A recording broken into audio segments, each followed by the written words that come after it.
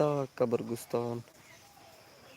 इस तो पहले भी 3-4 वीडियो मैं अपलोड कर चुका हूँ। काफ़ी ज़्यादा प्यार और मोहब्बत मिला है नाजरीन। आज तो तकरीबन 7-8 साल पहले इस कब्रगुस्तान का अगर रुख वेखिया तो कुछ बहुत ही ना सादा टाइप और बहुत ही जनाबे अली लापरवाही के तौर पर हुंदा ही कोई पंजाबी आदे नहीं बवाली वारस ही कोई नहीं हुंदा।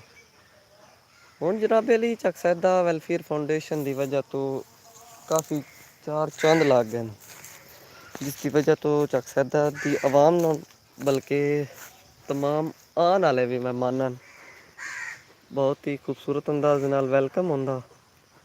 माशाल्लाह बहुत ही खूबसूरत अंदाज नाल लगे हैं सफ़ेदे और काफ़ी सारे पौधे लगे हैं जो कि कब्रगुस्तान की जीनत बने हैं। इन्होंने बोड़ियों के बारे तुम काफ़ी दफ़ा दस भी चुके हैं जनाब। बहुत ही पुरानियाँ और यादगार बोड़ियाँ हैं, बहुत ज़्यादा रौनक इन्हां नाल होंदी है। यह जनाबे अली साडे कब्रगुस्तान का पस मंजर है जो कि किसी खूबसूरती तो घट नहीं। अला और असल अच्छी क्वालिटी का जनाबे अली घास इतने मौजूद है। दुआ अल्लाह पाक साडे कब्रगुस्तान की खूबसूरती हमेशा बरकरार रखे।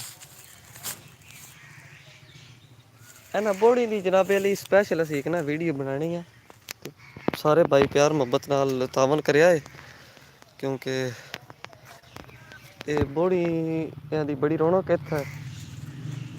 इसकी बकायदा एक वीडियो आने वाली है साडी यूट्यूब पे। प्यार मुहब्बत देना का बहुत शुक्रिया जनाब।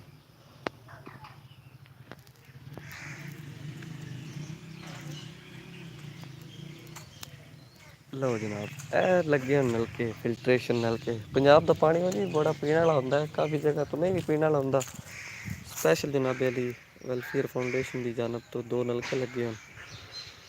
इन्हां दा पानी बहुत पीने वाला है, दिल करदा बंदा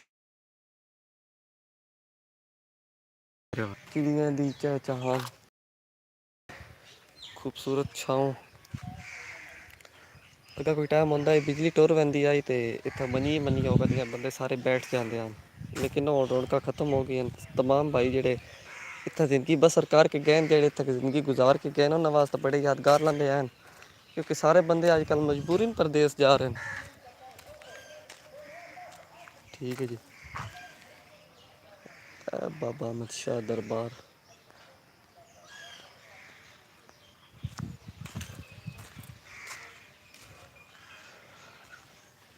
बकायदा एक दरवाज़ा लाया गया, उहदे नाल ताला है। एन मेरे कैंडिडेट मुशीर साहब बकाया गिन रहे हो? चलो कोई ना मारो, जाओ दे आओ, अपने घरा का समान है। आहो दे आओ, मैं जल्दी जल्दी तुहानू उड़ीक रहा।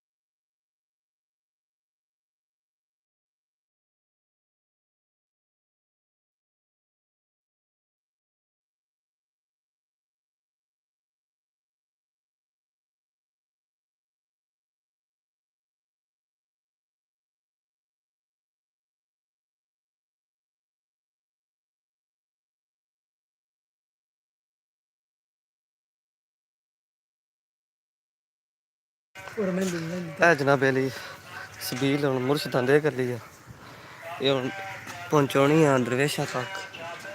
मुर्शिद और तो कम सारा आंखों तो सादा दिमाग है साहब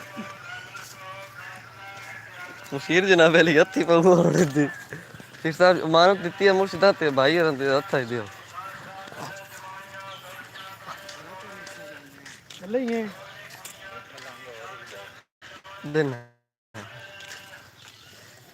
कौन है टेंशन लो जी तेरी होश ठिकाने यार ना लो तो अपनी पई लाइव चल रही है यूट्यूब पर बंदा वे देखो